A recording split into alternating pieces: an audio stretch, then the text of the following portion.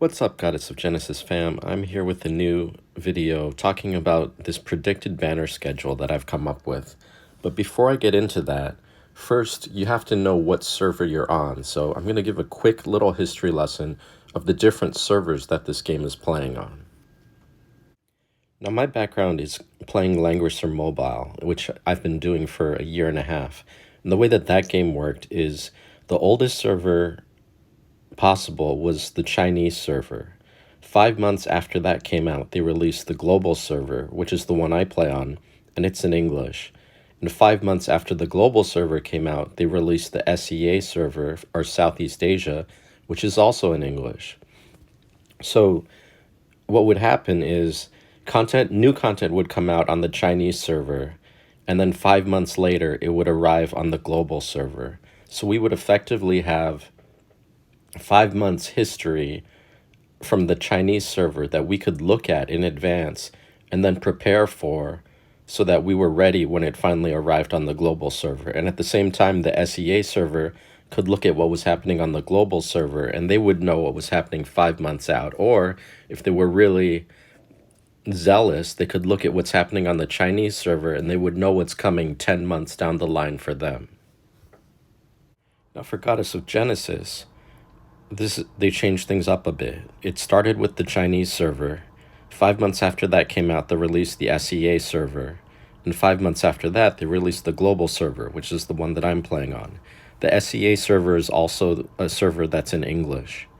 Now, what's confusing is if you go to Goddess of Genesis Global, the discussion group on Facebook, a lot of it, I think, is players from the SEA server.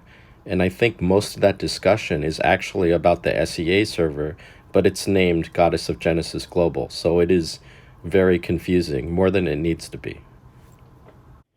So this is a predicted banner schedule that I composed based off of what happened on the SEA server. I'll link it in the comments so you can take a look yourself. Now, if you look at the right side of this banner, or of this document, you see the date and then what banner was released on SEA. And it goes all the way down to Garuda. So if you're not sure what server you're on, go to the Summon Hero banner and click on the thing that shows all the heroes that are available from that banner. And if the last hero you see is Garuda, that means you're on the SEA server.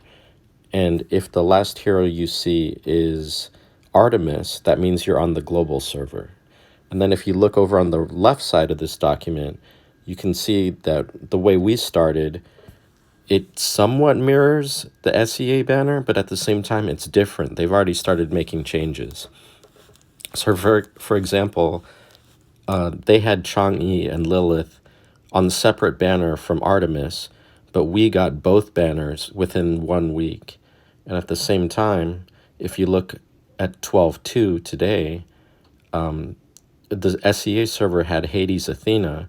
We got Hades Athena and a new Cleopatra Tamamo. That should say Tamamo, I'll change that.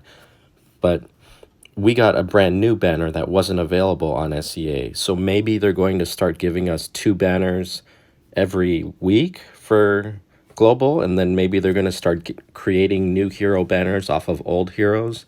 Who knows? But they can always change what they did from the SEA banner. So even though this is a predictive banner schedule, it's not going to be set in stone, and they are going to make changes as they've been doing.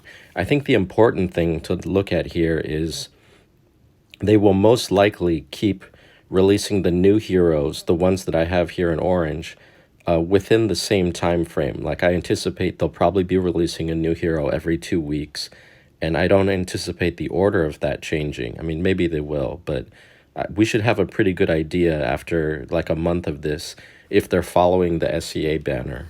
And so far, they kind of have been. They just introduced this new Cleopatra Tamamo banner, which is different. So now that you have this schedule, you can look at what heroes are coming up in the coming months, what date we can expect to get them, what their alignment is going to be. Like if you're building a fire team, you may want to pick up Mulan or Hestia.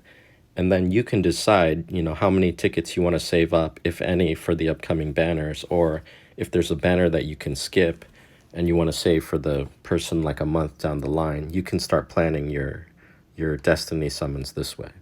Okay, good luck. Have fun, everyone.